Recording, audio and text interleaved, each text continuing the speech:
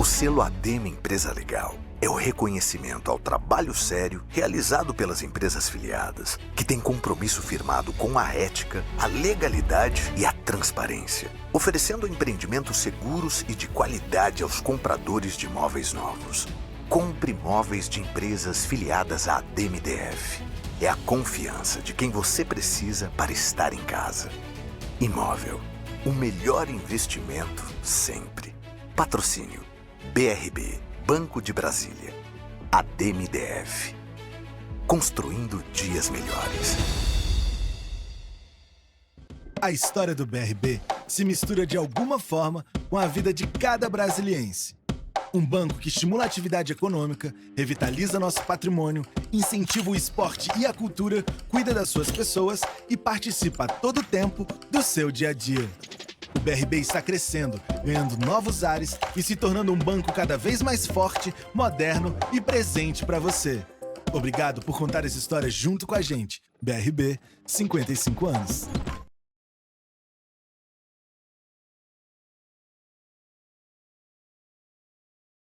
O segundo painel, com o tema Abordagem Econômica dos Índices de Correção do Preço de Aquisição de Unidades Imobiliárias e possíveis reflexos na equação econômico-financeira em caso de alteração unilateral da contratação.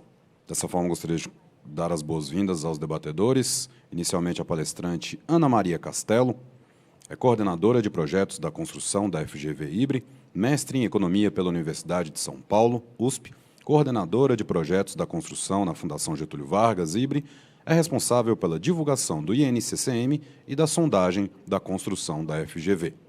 Recebemos também de forma online a palestrante Ieda Vasconcelos, economista-chefe da CEBIC, doutoranda em Gestão, mestre em Administração, pós-graduada em Administração Financeira e pós-graduada em Gestão de Negócios, economista-chefe da Câmara Brasileira da Indústria da Construção CEBIC e assessora econômica do Sinduscom de Minas Gerais.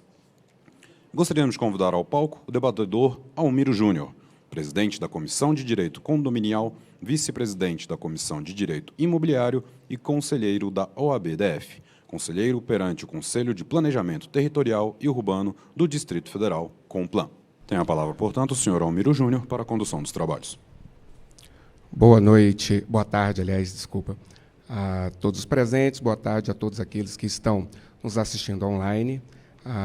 É uma satisfação muito grande poder dividir esse painel juntamente com a Maria Vasconcelos e com a Ieda, né, uma satisfação muito grande, e eu tenho certeza absoluta que vai ser um painel muito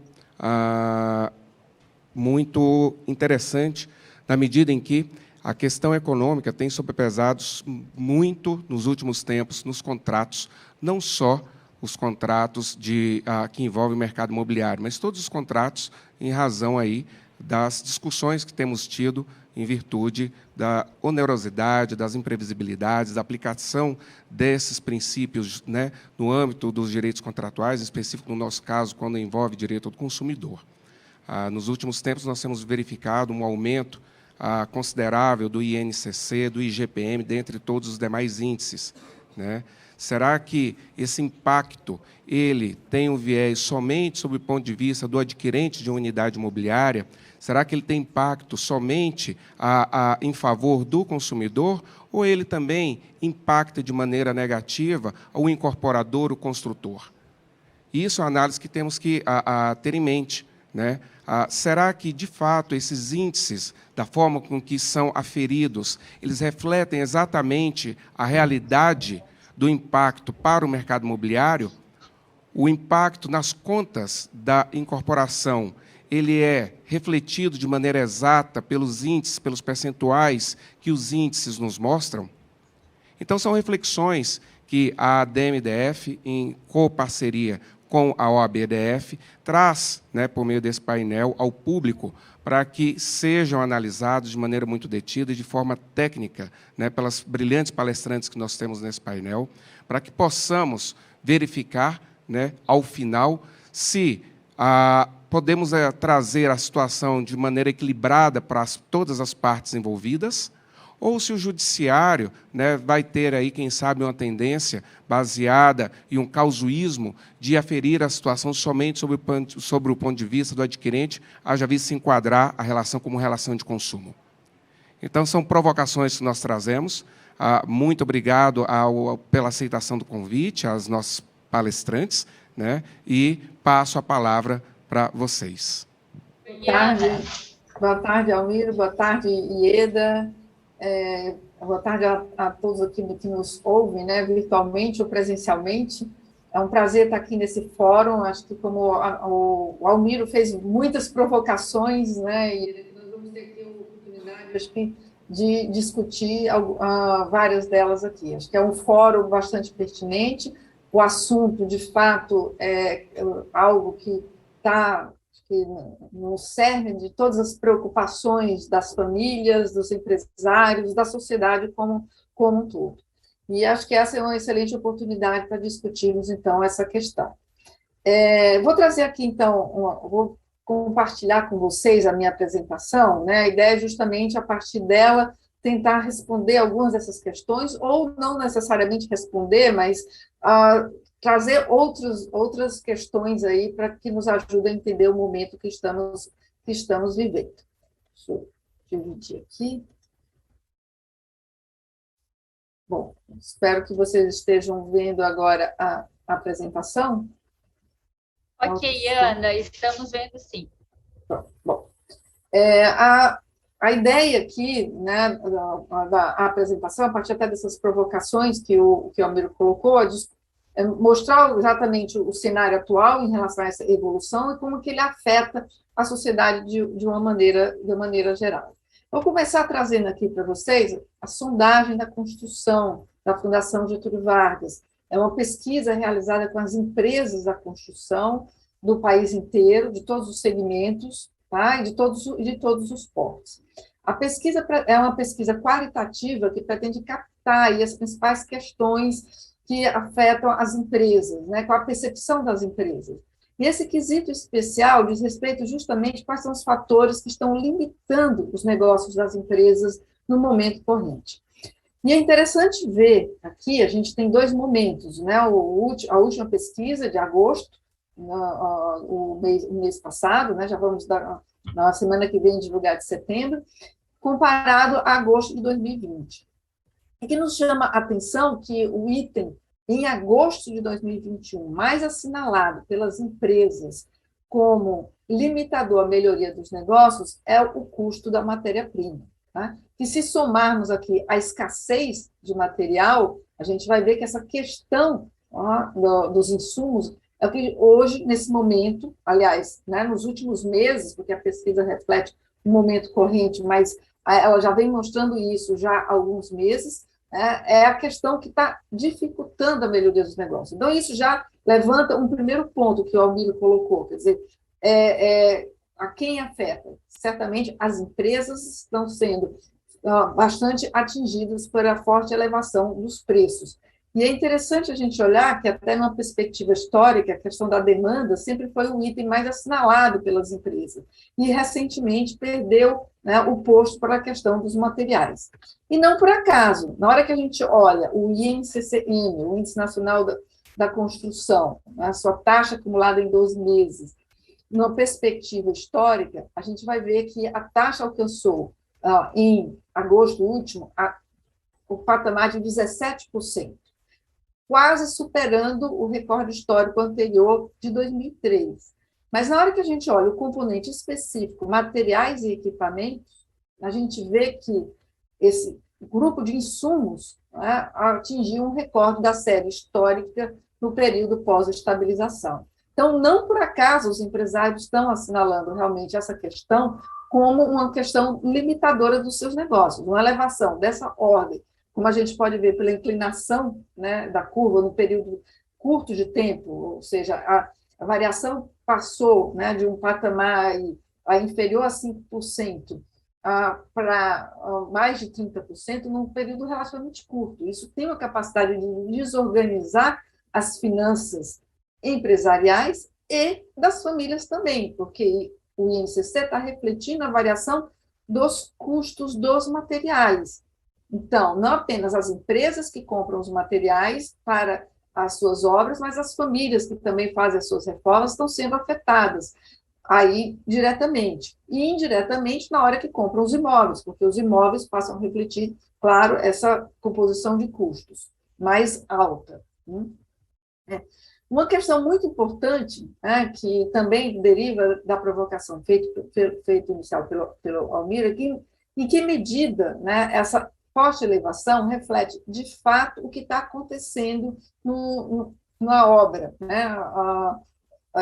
A composição de um orçamento está sendo refletida pelo índice. Essa é uma questão interessante, né, que é muito cara a nós economistas, e a gente sabe que nesses momentos que são disruptivos, ou seja, que você tem grandes variações, sempre, né, há uma discussão em que medida os índices refletem, de fato, a variação do custo ou dos orçamentos, seja familiares ou empresariais. Então, do mesmo modo que é uma discussão que hoje afeta famílias que estão vendo a inflação subir muito rapidamente, há uma discussão, olha, a minha inflação é maior do que o índice está captando. Isso pode acontecer, por quê? Porque o índice, seja o índice de inflação, o INPC ou o índice setorial, ele tem uma determinada composição. Tem itens que participam do orçamento, né, das famílias, que não necessariamente são os mesmos itens que compõem a cesta que é pesquisada pelo INPC, por exemplo. Da mesma forma, o índice setorial. Então, a gente tem, compondo o índice setorial, uma cesta de insumos, de materiais e de mão de obra e de serviços, e com um determinado peso. Aqui a gente pode ver a estrutura de ponderação do INCC mais recente, a gente pode ver a participação mais forte do grupo de mão de obra, mas uma participação bastante relevante do grupo de materiais.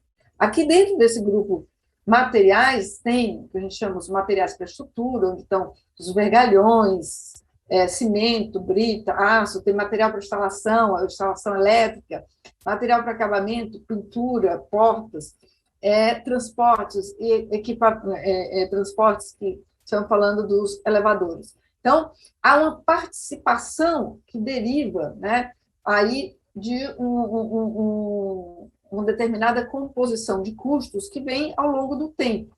Isso não necessariamente é a mesma participação de todas as obras. Então, isso dá essa sensação, muitas vezes, de desconforto das empresas, ou de descolamento, acho que esse é o termo até mais adequado, de descolamento do índice em relação a uma determinada obra. Isso pode acontecer, claro, na medida em que uma determinada obra, seja, por exemplo, tem um percentual mais forte, mais elevado de aço, né? Ou seja uma estrutura metálica tem um peso maior do que o INCC. Nesse sentido, a gente pode ter um descolamento do índice, assim como, por exemplo, quando a gente fala do índice de preço ao consumidor, subiu forte, na hora que sobe fortemente o custo com educação. As famílias que não têm criança ou jovens em escola sofrem menos do que aquelas que têm seus filhos na escola. E mesmo da mesma forma, a gente vê esse processo ocorrer nos índices setoriais, né? Na medida que haja um maior descolamento dessa estrutura vigente, então a gente pode ter uma mudança na própria variação do custo das empresas. Isso tem a ver com os itens que estão puxando a alta do INCC. Então, a gente pode ver aqui, numa perspectiva mais recente, né, acumulado em 12 meses até agosto, o item que mais subiu nesses últimos 12 meses, né, foram os tubos e conexões de ferro. No entanto, o que mais contribuiu para a alta foram os vergalhões, né? Por quê? Porque eles têm um peso mais alto dentro do INCC. Por outro lado, a mão de obra, servente, ajudante, tem uma participação muito alta, e por isso, a gente pode ver, a mão de obra tem um peso de quase 50%. E por isso, apesar de a variação em 12 meses ser bem inferior à do vergalhão, ele tem também uma contribuição importante para o resultado de 17% do INCC. Claro que numa perspectiva, né, uma magnitude, ainda assim, bastante inferior. Por conta disso, né, se a gente fizer um exercício, por exemplo, se a gente compara, né, o INCC com aquela ponderação que eu mostrei para vocês, com um que tem uma ponderação mais elevada de materiais e equipamentos, a gente aqui, no caso, a gente inverteu. Nossa simulação tem uma participação para material e equipamento de 60%, 30% para mão de obra e 10% para o serviço. A gente pode ver o que aconteceria com o INCC. Ele subiria e teria, né, uma elevação. Essa simulação é importante para justamente alertar e chamar atenção para um aspecto que tem a ver com a provocação do Almir no início. O índice reflete a evolução dos custos efetivamente apuradas pela Fundação Getúlio Vargas, né, que faz sua pesquisa ao longo do mês. A pesquisa é realizada descendialmente, por conta disso, até a Fundação Getúlio Vargas divulga os índices a cada 10 dias, tem o INCC 10, tem o INCC primeiro decêndio, o INCC 10, segundo decêndio, INCC M e INCC DI. A diferença entre eles é unicamente no período de apuração dos materiais. Tá? A composição é a mesma, assim como a participação, mas o período de apuração que vai se distinguindo ao longo do tempo. Então, há uma pesquisa efetuada, né, e essa pesquisa vai refletir no índice conforme a participação na sua composição. As empresas, as incorporadoras, né, ao lançarem um determinado projeto, elas têm por trás desse projeto custos, né, que reflete justamente a participação de cada material que vai compor a obra naquele momento. Então, num determinado momento do tempo é feito o orçamento. Na medida que essa obra é lançada, né, e vendida, o contrato vai ter um indexador que pretende atualizar esse orçamento. Esse contrato pode ser, no caso, o INCC, que é um dos indicadores mais tradicionais e utilizados pelo mercado. A lógica por trás disso é atualizar aquele orçamento. Então, supondo que aquele orçamento reflete exatamente, né, claro, toda aquela composição de custos que inclui, sem dúvida, há também a margem do incorporador, custos com os impostos, uma série de despesas, além daquela do próprio INCC. A ideia é, com o indexador, simplesmente manter, em termos de custo de construção, aquele valor inicial. Quer dizer, não há aí uma ideia de gerar um ganho, né? Que pode acontecer, né, para bem ou para mal, se houver um descolamento para cima ou para baixo, efetivamente, isso atingir as finanças de uma forma ou de outra das empresas.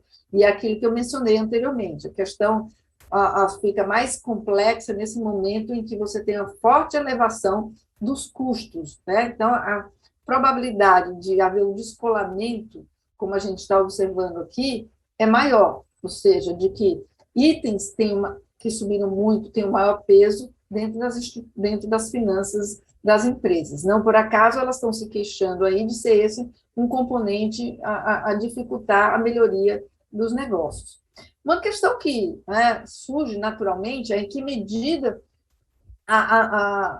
os custos, né, eles que estão sendo atualizados pelo INCC, o que eles representam no valor final da obra. Essa é uma questão interessante, mas que não tem uma resposta única, porque isso vai depender do padrão construtivo, vai depender do padrão econômico, vai depender aonde essa obra está sendo feita. A pesquisa anual da construção, realizada pelo IBGE anualmente, nos dá aqui uma média de quanto que pode ser essa participação do custo dos materiais.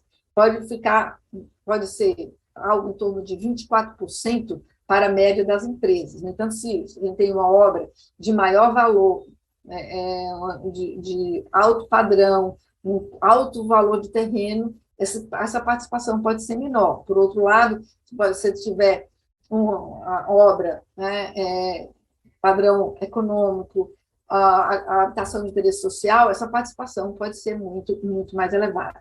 Então, a alta dos custos, né, ela é um componente, ou seja, os custos dos materiais é um componente importante do valor final das obras, mas não é o único. E a ideia de você ter um indexador relacionado a isso é de, pelo menos, tentar manter essa participação aí ao longo do tempo. Tá? O efeito disso no valor final dos imóveis, ou seja, da alta dos custos, vai depender da dinâmica final do mercado, ou seja, oferta e demanda. Tá? Antes de lançar um imóvel, né, de vender, de ter seu preço final, em que medida essa alta de custos vai influenciar o valor final dos imóveis, vai depender justamente de você ter um mercado mais ou menos aquecido.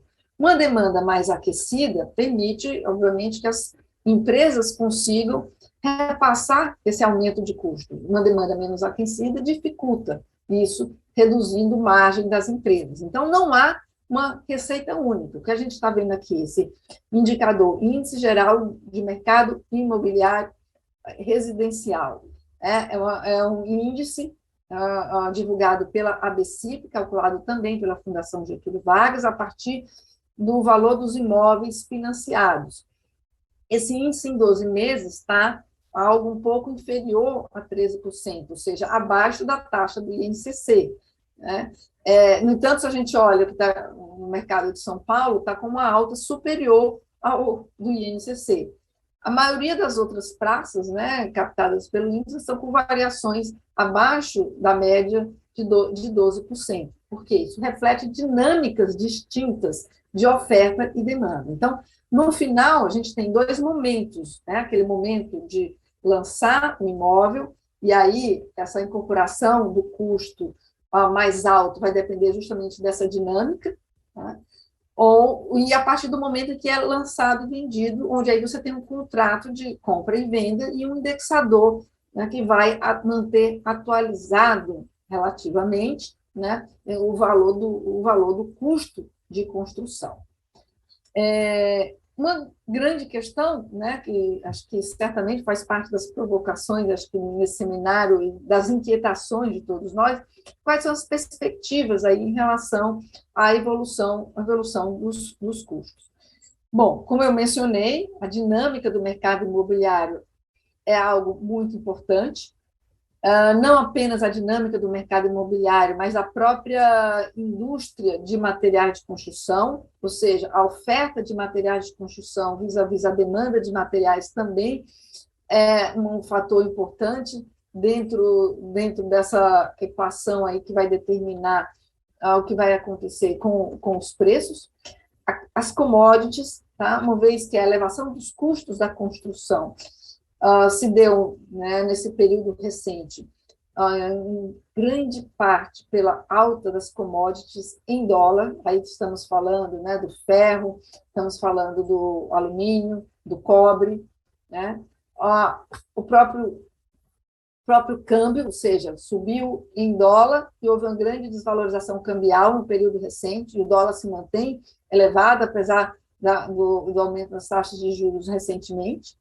A inflação, e essa é uma questão importante para ser destacada aqui, porque o preço das commodities o aumento das commodities foi uma causa de destaque entre os fatores que gerou essa forte elevação no período recente, mas começa a desacelerar, a gente já vai ver em seguida. Por outro lado, começamos a observar uma disseminação aqui da inflação, e aí há um risco, então, de termos outros itens da cesta de materiais não relacionados a commodities, pressionando aqui os preços. Essa é uma questão a observarmos no comportamento dos materiais nos próximos meses. E, por fim, né, estamos falando de perspectivas, há a questão aí que começa a nos assustar, a crise hídrica energética, quer dizer, começa a assustar na medida que possa vir a representar racionamento e o impacto que isso pode vir a ter na oferta de materiais, racionamento de energia elétrica e o impacto que isso pode ter na oferta. De todo modo, a crise energética já cobra um preço hoje, à medida que observamos aí a forte alta das tarifas de energia elétrica, nós sabemos que a indústria de materiais, em geral, é energointensiva, ou seja, a questão da energia tem um peso muito importante.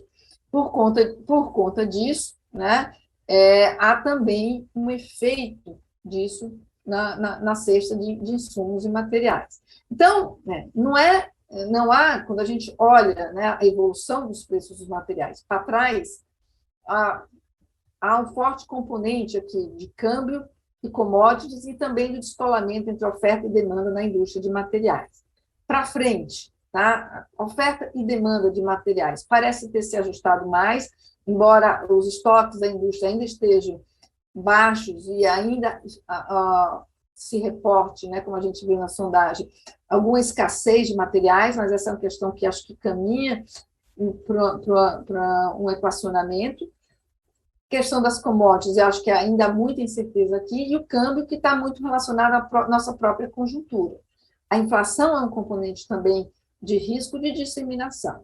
De todo modo, né, olhando aqui, né, a questão das commodities, a gente sabe que o vergalhão e os tubos de ferro, como a gente viu anteriormente, tem um peso muito grande, por conta até do cenário externo, ou seja, a China tem registrado aí uma retração muito grande no período mais recente. Então, essa é uma, digamos, notícia, né, do ponto de vista do custo de material da construção mais favorável. O minério de ferro, isso também repercute na questão do aço, embora o nosso vergalhão, especificamente, tenha como principal insumo a sucata, e aí a questão da energia é até mais importante.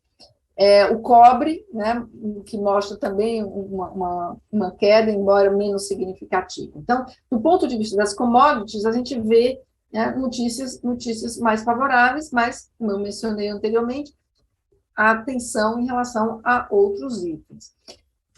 Olhando aqui nosso INCC, né, que a gente vai aqui em 12 meses acumula a taxa de 17,05, é possível esperar, né, que a desaceleração que nós já observamos no mês de agosto, o ponto máximo da taxa em 12 meses foi no mês de julho, já houve uma desaceleração. Os índices da Fundação Getúlio Vargas, divulgados depois do INCCM, foi o INCCDI e o INCC10, mostraram a continuidade desse movimento de desaceleração do indicador. Quer dizer, o INCCM, como a gente viu ali no início, tem uma parcela que é material, uma parcela que é mão de obra. Boa parte dos acordos coletivos já se deu no primeiro semestre. Vamos ter aí, ainda agora no segundo semestre, algumas elevações em função de acordos que foram repartidos no tempo e, se eu não me engano, Belo Horizonte, que ocorre em novembro. Mas a maioria das capitais já teve seu acordo coletivo, então a mão de obra tende a perder força aqui nesse movimento. Em relação aos materiais, com essa desaceleração que a gente começou a observar nos últimos meses, ela tende a ser incorporada no índice e, por outro lado, no ano passado, no segundo semestre, nós tivemos altas muito fortes, altas mensais muito fortes, que vão sair nesse cômputo de 12 meses. Então, há uma tendência natural dessa taxa realmente desacelerar. A gente fez um exercício aqui, é literalmente um exercício, não é uma projeção, né? Jogando a última taxa do INCC-DI, né, para os meses seguintes, até dezembro, e fazendo o cálculo do INCC. Ou seja, ele cairia dos atuais 17% para algo em torno de 13%. Essa taxa pode ser até menor, se houver uma desaceleração mais forte do que a que a gente observou agora, ou o contrário, né? Se houver uma inflexão aí dessa desaceleração com novas altas. Bom, a ideia principal aqui para vocês, né, concluindo e passando para minha amiga Ieda, né, complementar aqui as questões referentes aos impactos dos custos, veja, não há um ganhador nesse processo de elevação de preços, de custos, indiscutivelmente. Né? O forte aumento que ocorreu de preços dos materiais nesses últimos tempos tem um poder de desorganizar as finanças das empresas e das famílias, em vários aspectos. Então, a questão é como, né, se dar conta, ou seja, tentar minimizar essa questão dentro das finanças, né? As famílias se organizando de maneira a tentar, né, de alguma maneira, né, estarem cientes de que a evolução dos custos, a evolução do INCC reflete essa evolução dos custos. Estamos no momento ainda de muitas incertezas, quer dizer, não há ainda uma garantia de retorno àquela ritmo anterior de mais próximo da inflação. Então, ainda há muita preocupação, muita incerteza em relação a isso. De todo modo, né, é um cenário bastante desafiador que temos aí à frente. Bom, eu vou parar aqui e passar aqui a palavra para você. Ana Maria. Muito obrigada pela apresentação. É sempre muito bom te ouvir, por mais que a gente entenda do assunto, você, como sempre, é muito brilhante e esclarecedor. A gente sempre aprende. Quero agradecer à DMDF, à OAB, que é co-realizadora desse evento, pelo convite de estar aqui discutindo esse assunto tão importante, tão caro para o setor da construção e também para a sociedade, em função do tamanho do peso e da força socioeconômica do setor. Também quero me colocar à disposição para as perguntas, assim que nós finalizarmos, e eu acho que também vou responder, ou pelo menos aqui, né, mostrar um pouco das provocações feitas pelo Almiro, que realmente diz respeito a esses impactos no setor da construção e essa possibilidade de ganho em função desses aumentos de custos. Eu vou compartilhar a minha tela. Espero que vocês estejam vendo. Peço até a minha amiga Ana para me falar se está compartilhada. Ok, Ana? Estamos vendo, Ieda. Obrigada. Bom, Almiro, e a todos que estão nos assistindo, quando a gente observa aí esses aumentos que a Ana demonstrou tão bem para a gente, nós temos que ver como que a construção civil estava, como que esse cenário chegou, como que ele pegou o setor. Nós vínhamos aí de um processo de crescimento, como que nós estávamos de posição socioeconômica quando chegou aí tanto a pandemia, e aí veio com a pandemia esse aumento de custos. A construção civil, desde 2014, vive um processo recessivo muito forte. Se nós contabilizarmos os resultados do PIB do setor, de 2014 até 2020, somente no ano de 2019 nós registramos um pequeno crescimento. Mas de 2014 até 2020, o setor teve uma queda no seu PIB de 33,34%. Ou seja, nós temos aí uma queda forte no nível de atividades da construção nos últimos 7 anos, aí, desde 2014. Se a gente comparar essa queda com o desempenho da economia nacional, ou seja, como que o setor estava mediante a economia nesses últimos anos, o que nós observamos? Que a economia, nós tivemos um processo recessivo, 2015, 2016, que foi uma recessão muito forte e que a economia ainda não recuperou o baque, né, essa queda de mais de 7% do seu PIB, mas se nós, a economia, que no caso desse gráfico é essa linha verde, e a construção civil, a linha vermelha, nós observamos que o nível de atividade da construção, ele cai muito mais do que o nível de atividade da construção civil.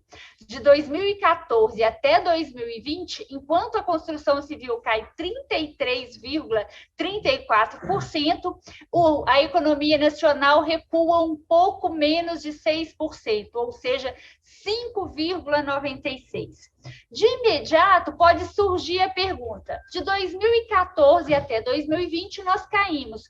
Como que nós estávamos para trás? Bom, a construção civil, se a gente contabilizar aí alguns anos recentes, especialmente 2010 até 2013, o setor registrou aí um crescimento quase na mesma proporção que foi a queda que nós observamos. O que significa isso? Significa que hoje, agora, né, nesse segundo semestre de 2021, a construção civil está no mesmo patamar de atividades do final do ano 2008. Ou seja, tudo que nós crescemos no início lá da década de 2010, da metade dela para frente, nós perdemos. Então, nós estamos aí no nível de atividade de 2008. O que significa isso em termos práticos, para todo mundo que nos assiste entender? Significa que hoje, por exemplo, a construção civil tem 1 milhão de trabalhadores com carteira assinada, a menos que teve lá no auge das suas atividades, que foi no final de 2013, início de 2014. Hoje, o patamar de atividade nosso é mais de 30% inferior ao auge que nós tivemos no início de 2014. Por mais que esse ano estejamos esperando um crescimento, mesmo diante de tantos desafios que estamos vivenciando, esse crescimento ainda é muito pouco e muito distante de recuperar o nosso patamar de atividades. Nós precisaríamos aí, considerando uma taxa de crescimento do setor entre 4% e 5% do ano, dependendo do valor que considerarmos, mas aí uma taxa consistente nessa proporção de 8 a 10 anos, para conseguirmos recuperar aí o tamanho da perda que nós tivemos. O ano passado, como que o mercado imobiliário reagiu? Surpreendentemente, ninguém esperava isso em março, quando a pandemia chegou, mas nós tivemos aí um crescimento das vendas. As vendas imobiliárias cresceram no ano passado, quase 10%. Isso aqui é uma pesquisa que é feita pela Sebic em mais de 150 cidades do país. Então, ela tem aí uma amostra muito grande que reflete muito bem a realidade do mercado. As vendas cresceram em função do novo significado. As famílias ressignificaram o valor da casa própria. O home office aí fez com que as famílias que já tinham a intenção de comprar uma casa própria se adaptassem a isso. As empresas se adaptaram rapidamente ao digital também para atender a demanda, né, das pessoas que queriam comprar a sua casa própria. Mas, ao mesmo tempo que as vendas subiram, nós tivemos uma queda forte nos lançamentos. Essa queda forte nos lançamentos, de quase 18% o ano passado, ela veio aí muito em cima desse momento de instabilidade e incerteza que aconteceu, não só pela pandemia, mas especialmente por essa alta elevada no custo com os materiais e até mesmo a falta de insumos. Foi um momento aí de espera para verificar o que aconteceria para frente, em função desse ambiente de incerteza. A ANA mostrou, na sondagem da Fundação Getúlio Vargas, o impacto que teve para os empresários do alto custo e da falta de matéria-prima. A Sebic, junto com a CNI, também faz uma sondagem da indústria da construção. Essa sondagem que eu estou apresentando aqui, os dois resultados que eu vou apresentar, eles são do segundo trimestre de 2021 e fez parte dele quase 500 empresas que foram pesquisadas em todo o país. A pergunta é: qual é o principal problema da indústria da construção no segundo trimestre de 2021? 55,5% dos empresários responderam que era a falta ou alto custo da matéria-prima. O que eu queria mostrar aqui? A evolução desse número. 55% dos empresários responderam no segundo trimestre que esse é o principal problema do setor. Mas vamos acompanhar a evolução dessa resposta dos empresários ao longo dos anos, desde quando esse trabalho começou a ser feito, que foi lá em 2015. O que nós observamos é que esse problema de falta ou alto custo da matéria-prima, ele era aqui muito pouco citado em anos anteriores pelos empresários, o que aí confirma o que a Ana também demonstrou, que foi o custo com os materiais. Nós estamos aí no maior patamar de uma série histórica iniciada lá em 97, por exemplo. Então, a gente vê aqui que chegou no terceiro trimestre do ano passado, nós tivemos só um crescimento forte do volume, do número de empresários que consideraram que esse é o maior problema que a construção civil vivencia. Nós tivemos uma pequena redução aqui, mas é agora no terceiro trimestre, que nós vamos divulgar na próxima semana também, que vamos verificar como que isso já está agora mais recente para os empresários. Mas, por certo, ainda teremos um patamar muito elevado. Se nós observarmos os resultados do mercado imobiliário nesse primeiro semestre, nós vamos verificar que nós tivemos, no primeiro semestre desse ano, em comparado ao primeiro semestre do ano passado, um crescimento dos lançamentos superior a 57%, das vendas de 46% e da oferta nós tivemos uma queda. Vou explicar. Os lançamentos subiram nessa proporção porque, naturalmente, ele pega o segundo trimestre do ano passado, que foi um período de queda, a base de comparação está muito deprimida, que foi logo na chegada da pandemia, que foi o segundo trimestre do ano passado.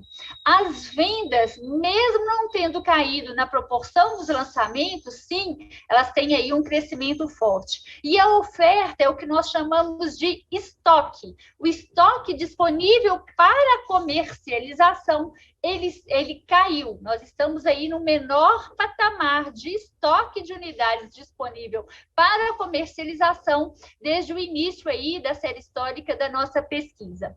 Olha que incoerência. Se nós estamos aí com lançamento, com vendas crescendo, e os lançamentos crescem, mas eles estão crescendo não na proporção de conseguir aí recompor o estoque disponível para comercialização. E, naturalmente, isso aqui tem vários motivos, mas, sem dúvida, a falta de matéria-prima e o aumento dos insumos exagerado aí nos últimos 13 meses, por certo, contribuiu para isso. Vamos verificar a construção aqui em termos de geração de vagas do setor. Aqui a gente começa a ver toda a importância socioeconômica da construção civil. A construção civil, desde janeiro do ano passado até julho desse ano, ela registrou saldo negativo, ou seja, a diferença de admissões e demissões. Então, demissões maiores que admissões. Somente na chegada da pandemia, que os primeiros meses da chegada da pandemia no ano passado, março, abril e maio, e em dezembro, que é um mês sazonal. Mas, olha, eu chamo a atenção para o seguinte, se nós olharmos os últimos resultados e considerarmos só 2021, o setor iniciou o ano com um patamar médio de 44 mil novas vagas geradas por mês. E depois, esse patamar, ele sofreu uma sensível redução. O patamar médio hoje, de março até julho, ele está em torno de 25 mil, uma queda muito forte em relação aos meses iniciais. Porque o problema da alta do insumo, ele continua se estendendo mais do que podia se prever lá no início do ano. Isso significa que nós estamos construindo o que já lançamos, mas poderíamos estar num ritmo muito mais forte se não fosse aí esse momento tão desafiador que o setor está vivenciando com o aumento dos seus custos.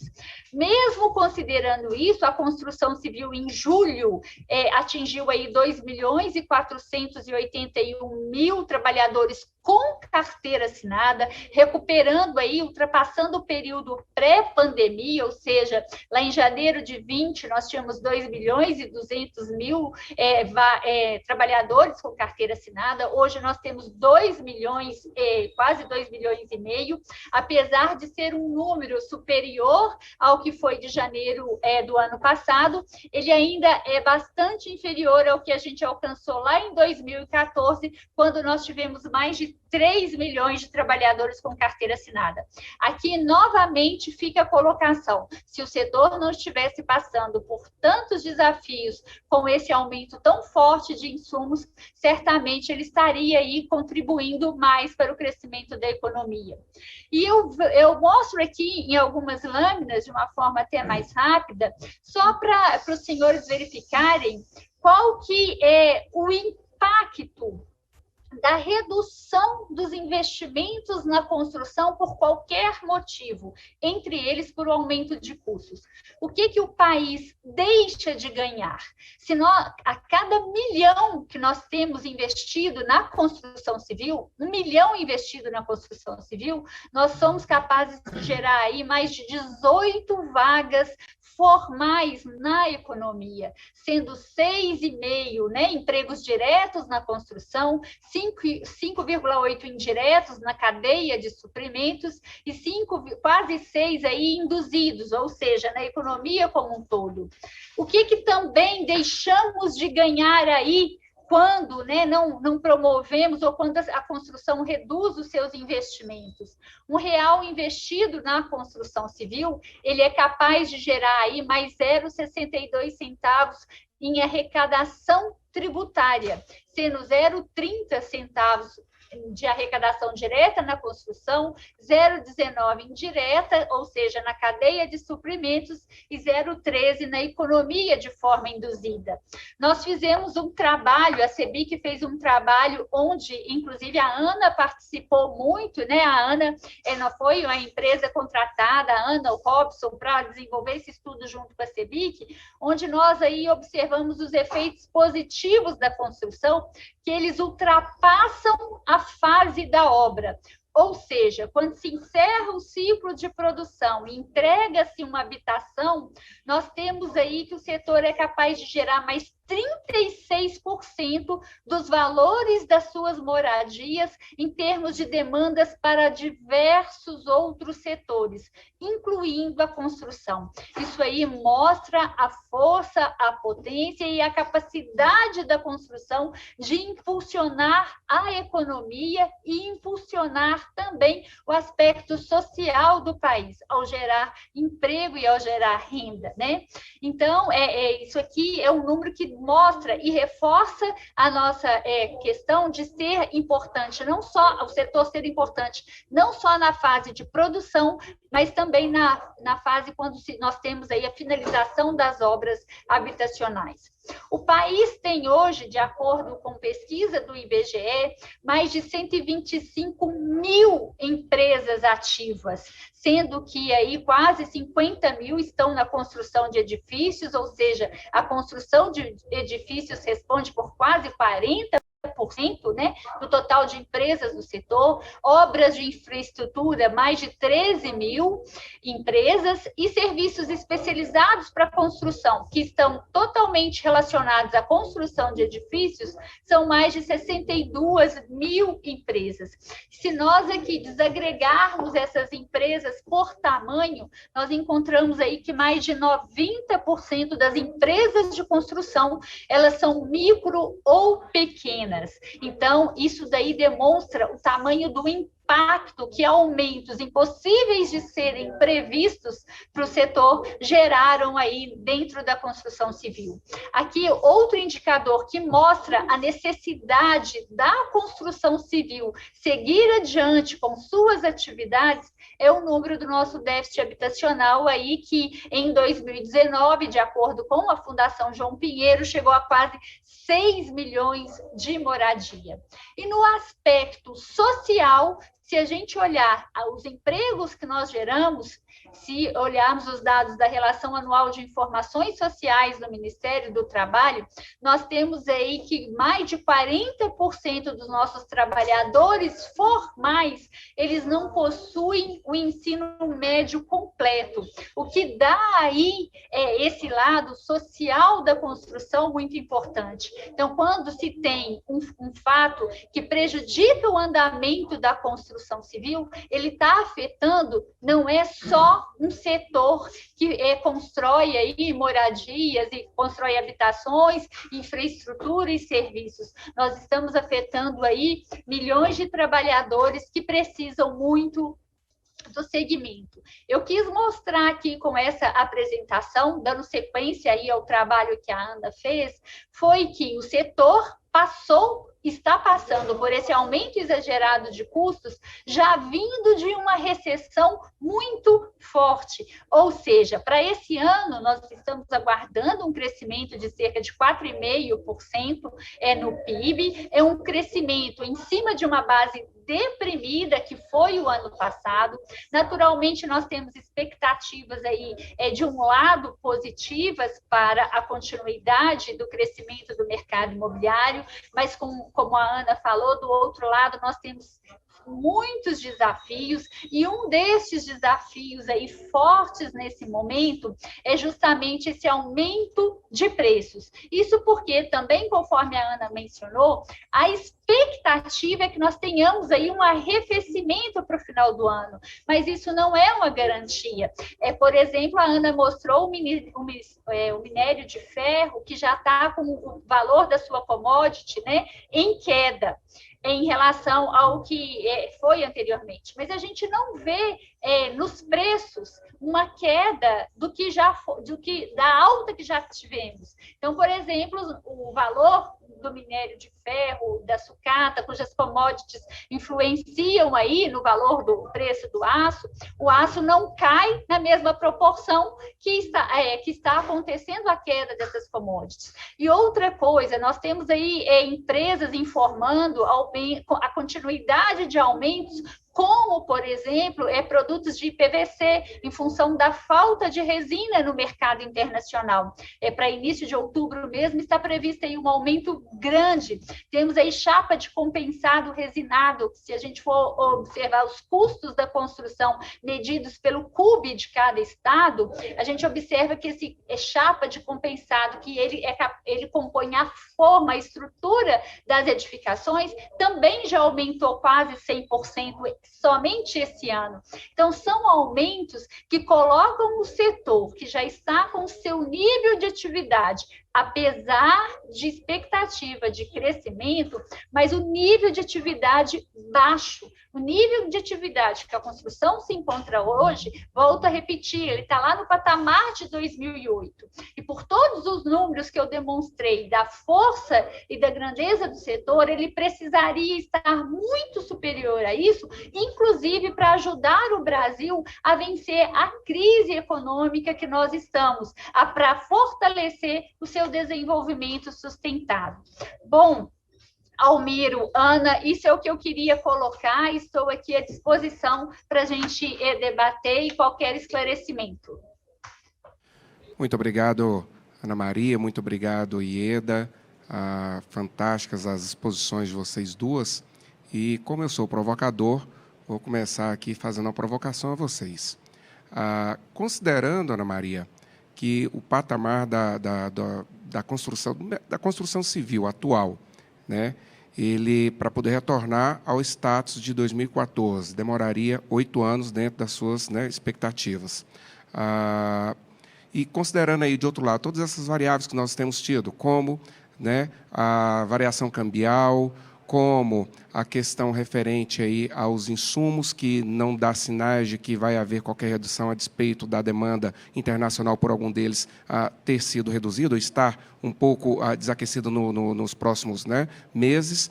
Considerando todas essas peculiaridades, né, considerando aí, de outro lado, também, né, as recentes altas da taxa básica de juros, né, o Copom tem trago aí muitas altas ultimamente, considerando todas essas peculiaridades, de fato, dá para poder manter essa expectativa de 8 anos, considerando aí também, de outro lado, todas as variáveis políticas que nós temos tido no nosso país nos últimos tempos, e o reflexo disso na economia?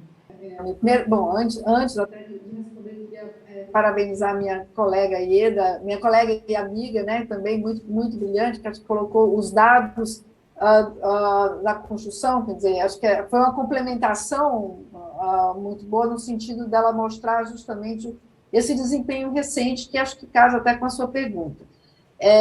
Então, bom, primeiro só assim, fazendo uma ressalva, não é que eu acredito que a construção vai recuperar em 8 anos, tá? O que a gente coloca é o seguinte: a Ieda falou de uma projeção de 4,5%, a gente tem uma projeção um pouquinho melhor em função dos últimos dados, de 5%, que a gente falou, se a construção crescer 5% nos próximos 8 anos, ela recupera o patamar de 2013. Ela consegue recuperar em 8 anos. Mas ela pode recuperar em um prazo menor ou maior. Maior se ela crescer acima disso, e menor, obviamente, se a taxa for menor.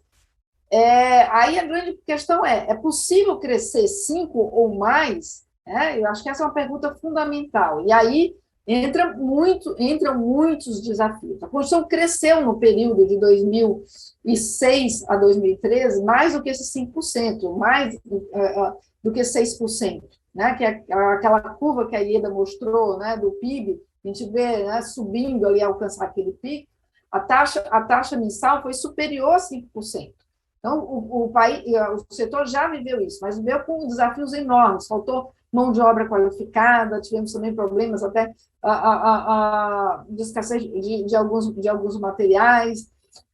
Então, é possível, sim, mas há muitos desafios a serem enfrentados. Então, não tem como a gente chegar nesse mundo mais rápido, ou seja, recuperar o patamar anterior, sem um grande avanço na produtividade, sem investimentos em inovação, tecnologia e capital humano. Tá? A Ieda mostrou também aí o perfil da mão de obra da construção, assim, o que é um lado positivo pode ser também um lado negativo. Quer dizer, o setor hoje depende majoritariamente de mão de obra, ela é intensiva em mão de obra, mas para dar um salto, conseguir chegar mais rápido, recuperar mais rápido e conseguir prover mais rapidamente infraestrutura, moradias, precisa avançar nessa questão da produtividade. E aí, né, voltando também à sua provocação, você falou, olha, é possível no contexto que estamos vivendo, a característica justamente do cenário atual é imprevisibilidade e incerteza. Tá? Então, acho que ninguém hoje, né, nenhum economista, nenhum analista vai se aventurar a dizer, não, em 3 anos ou 4 anos nós vamos chegar. Nós estamos vivendo momentos, né, de um lado, você tem a incerteza da própria pandemia, estamos com a sensação de que depois da grande tragédia vivida, o pior já passou com a disseminação da vacinação, mas a gente sabe que ainda há muita incerteza por conta, né, da própria imprevisibilidade dessa pandemia. E o fato novo, como você mencionou, ao abrir a questão, quer dizer, novo, né, no sentido de que houve uma piora maior recentemente nesse cenário político. Quer dizer, o nosso câmbio, por exemplo, né, com a elevação recente que houve da taxa de juros, já deveria estar num patamar muito menor. Né? E por que não está? Não está por conta, né, dessa, justamente, incerteza política e econômica. E isso acaba, então, gerando aí elementos que simplesmente não nos permitem olhar, né, com maior nitidez esse período à frente. Explicações? E eu sigo... Oi? Desculpa, eu só queria comentar um aspecto dentro da sua pergunta, Fique à vontade. se você me permite, em relação à taxa de juros e o mercado imobiliário. né, o impacto que esse aumento da Selic pode gerar aí no crédito imobiliário.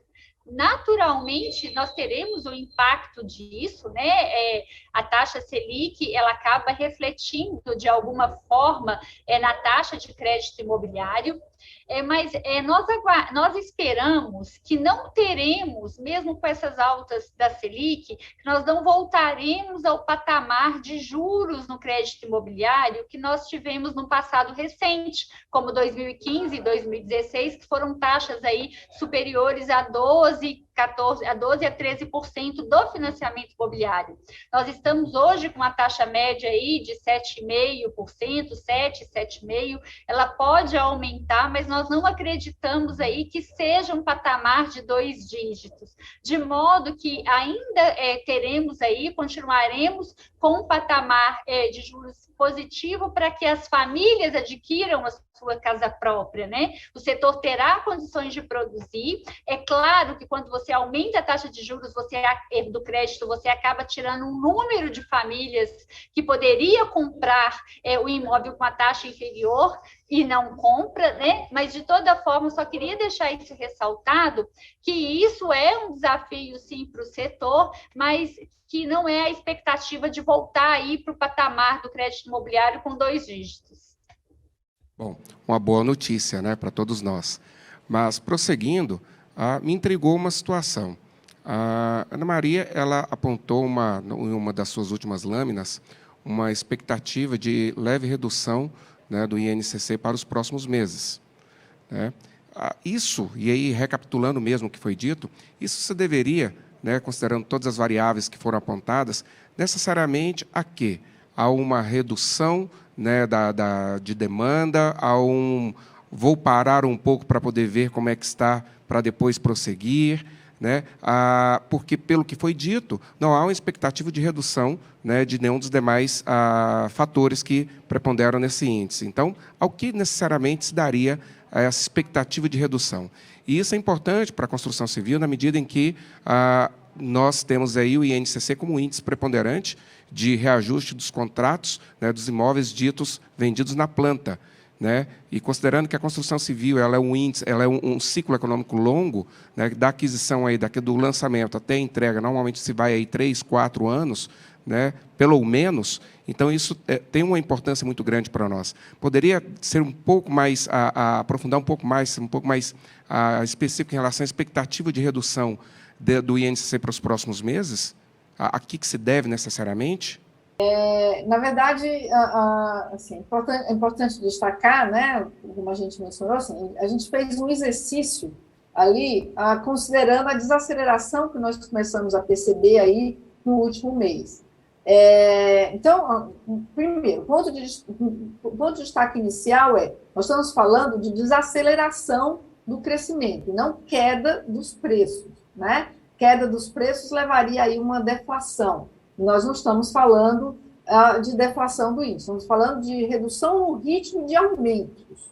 Tá? Há ali, de certa forma, um efeito estatístico, porque no segundo semestre do ano passado, hoje, quando a gente está pegando o período de 12 meses até agosto, com a taxa de 17%, a gente está incluindo aí as taxas do segundo semestre do ano passado, quando justamente o indicador começou a subir fortemente. Foi o período das maiores altas, né, do vergalhão, dos tubos de PVC, tubos de ferro, instalações elétricas. O índice chegou a subir no mês, né, 4%.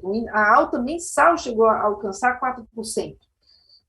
Então, esse efeito a gente não está observando mais e a gente acredita que justamente nesse contexto aí de desaceleração das commodities, a gente não vai ter uma alta tão forte mensal. Na medida que você tira, né, do cômputo de 12 meses essas altas mais elevadas, ele naturalmente tende a reduzir o ritmo. Tá? Então, tem esse efeito estatístico aí naquele cômputo da curva. Agora, acho que assim, mais importante, talvez até do ponto de vista das empresas, é realmente a gente pensar qual a tendência dos custos. E aí entra aquela a penúltima lâmina, né? onde a gente colocou quais são os fatores que podem atuar favoravelmente ou negativamente. Então, a gente tem, acho que, favoravelmente, a questão, problema de oferta na cadeia da indústria de materiais, ela já encaminha para um melhor equacionamento, embora, como a Ieda tenha mencionado, você ainda tenha questões aí importantes, como a do tubo de PVC. Mas, de uma maneira geral, dentro da nossa oferta interna, há uma situação muito mais favorável do que nós tivemos logo no início da pandemia, quando houve claramente uma interrupção na oferta de materiais de construção, gerando um descasamento entre oferta e demanda. Essa questão parece mais atenuada, então essa fonte de pressão aí reduzida. A questão das commodities que a gente mencionou também, e agora estamos vendo aí, né, o mundo todo assustado com o que pode acontecer com a China, em função da quebra dessa grande empresa imobiliária, reduzindo mais fortemente o crescimento chinês. Isso reduziria a demanda por commodities e seria mais uma fonte aí de motivo para a desaceleração dos preços das commodities. Agora, na outra ponta, nós temos a inflação se disseminando na economia, a questão da energia elétrica, né, que são fatores de custo importante. Então, você tem aí uma soma de fatores que hoje a gente não tem condições de dizer qual vai ser o efeito final. O que a gente está vislumbrando agora é que há uma desaceleração dessa alta em curso. Isso está sendo captado já foi captado pelos últimos índices. Tá? Aquela curva, a gente vê efetivamente o que já aconteceu, já mostra essa desaceleração. E os últimos índices divulgados aí pela FGV apontam nesse sentido. Tá? Há uma desaceleração em curso. Né? E, provavelmente, isso deve contribuir para que o INCC, ao final do ano, chegue, então, no patamar inferior ao que ele alcançou em julho. Mais para frente, aí a gente vai entrar realmente nesse cenário de maior previsibilidade. Um grande fator aí nesse cenário vai ser realmente a questão da crise hídrica e energética. Quer dizer, se tivermos uma situação de escassez com racionamento, acho que todo o nosso cenário, sem dúvida, irá mudar. Mas, né, tentando ser o mais objetivo possível, assim, hoje, não vejo uma situação de deflação, ou seja, né, os preços vão retornar para o patamar pré-pandemia. Não vejo esse quadro. Vejo apenas uma mudança no ritmo de aumento. Ana Maria, Ieda, uma provocação. Dentro do que foi dito, do que a Ana Maria falou com muita propriedade, em relação à alta do INCC nos últimos tempos, né? E isso tem refletido diretamente, no caso da construção civil, né, no reajuste dos valores do saldo devedor e prestação dos imóveis vendidos na planta. E temos tido, inclusive, algumas decisões judiciais que contrariam, né, aquilo que foi inicialmente pactuado e que determinam a troca ou até mesmo congelamento de valores até que se haja uma estabilidade disso daí.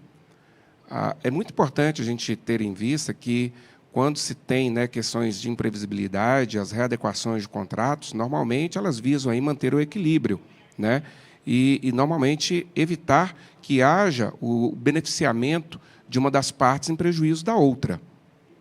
Só que, pelo que foi dito, nós observamos que, embora o INCC tenha aumentado de maneira considerável, ele tem um certo descolamento da realidade, né, ali do balcão, de onde o construtor ou incorporador está ali na ponta final, adquirindo o insumo para a construção civil.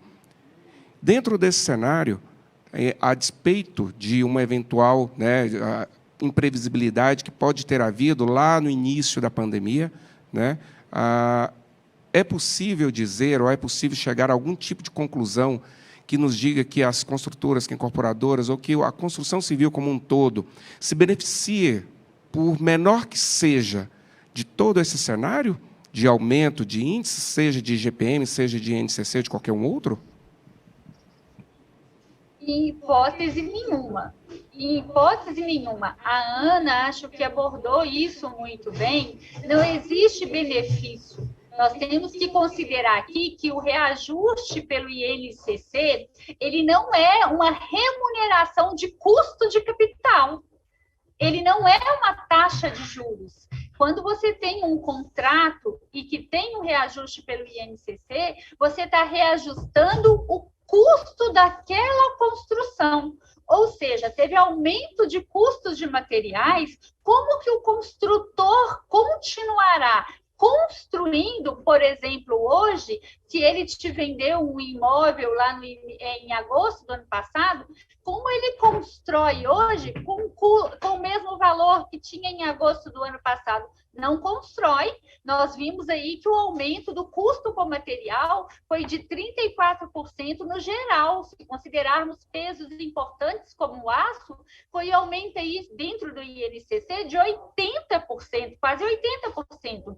Então, o construtor não está sendo beneficiado. E eu chamo a atenção, Hamilton, o que é mais importante nisso, e que eu vejo muita preocupação, é que a construção civil, assim como todos os segmentos da economia, precisa de uma segurança jurídica, né? Nós precisamos trabalhar num ambiente de segurança jurídica. E quando você me fala que existem aí ações e que impedem o reajuste do INCC em contratos já firmados, isso aí gera uma instabilidade muito grande e um prejuízo para a construtora, que não tem condições de construir sem aquele reajuste, porque vendeu o imóvel na planta, porque ela não tem como comprar um imóvel, comprar um material com o preço que era lá atrás.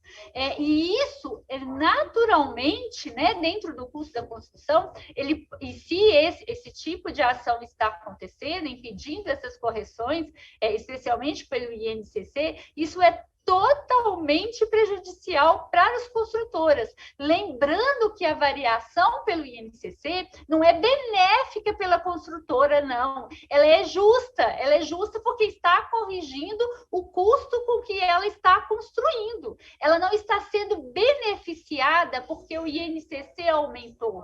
Ela não está sendo em nenhum momento beneficiado e o comprador prejudicado. É só o comprador pensar o seguinte: vamos supor, eu comprei, mas agora, vamos supor, eu comprei e teve o reajuste do INCC, eu não vou comprar agora, eu vou quebrar, fazer um distrato e vou comprar daqui a 5 meses quando isso passar. Daqui a 5 meses ele vai comprar mais caro do que efetivamente ele comprou no ano passado ou que ele comprou agora, em função dos aumentos dos custos.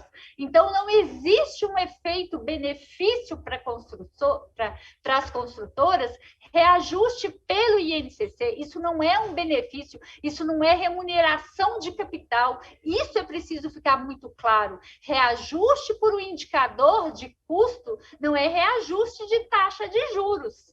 E, às vezes, pode ter isso em mente de algumas pessoas que não têm o conhecimento amplo do que é uma remuneração financeira e o que é um reajuste de custo. Reajuste de custo, você está reajustando o custo da sua produção. Remuneração financeira, remuneração de taxa de juros, você está aí remunerando o seu capital. É diferente. Então, resumindo, até porque nosso tempo está aqui esgotado, já começaram as famosas plaquinhas, né? Mas, resumindo, sob uma análise estritamente técnica econômica, a questão que você está dizendo é algo muito, muito objetivo. O afastamento ou congelamento de qualquer índice de remuneração desses contratos pode trazer um prejuízo muito maior, que é exatamente a não entrega daquele produto que foi vendido lá atrás. E isso também trazendo como consequência uma inviabilidade da manutenção do negócio do segmento econômico, né? Se isso começar a ocorrer de maneira sistemática, é uma consequência que nós poderemos vir a ter, correto? Por fim, e peço desculpa aos organizadores. Né, Almir? Por favor. Por fim, e peço a resposta bem rapidamente, porque já estamos esgotados com o tempo, considerando que a economia, né, ela é uma ciência, digamos, exatas, é claro que com muitas variáveis, né, mas A pandemia, ela foi aí reconhecida pela OMS no dia 11 de março de 2020 e pelo governo brasileiro, salvo engano, no dia 20 de março de 2020. De lá para cá, nós começamos a ter todos esses aumentos históricos, todos esses desdobramentos econômicos e políticos que nós todos, já olhando para trás, sabemos que há.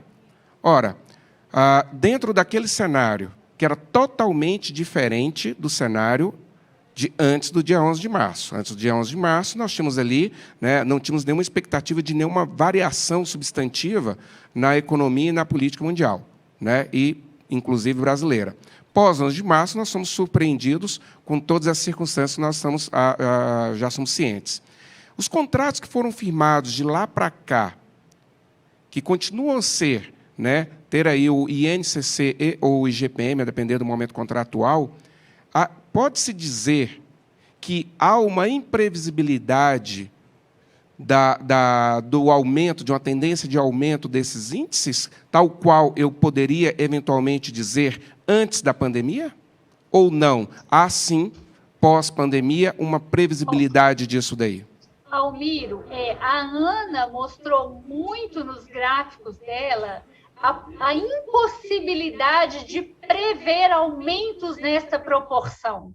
Quando você analisa a série histórica do INCC, você vê que os aumentos de mais de 20 anos anteriores, ou seja, aumentos da era pós-real, eles não atingiram em nenhum momento o custo com material de construção, o patamar que está hoje.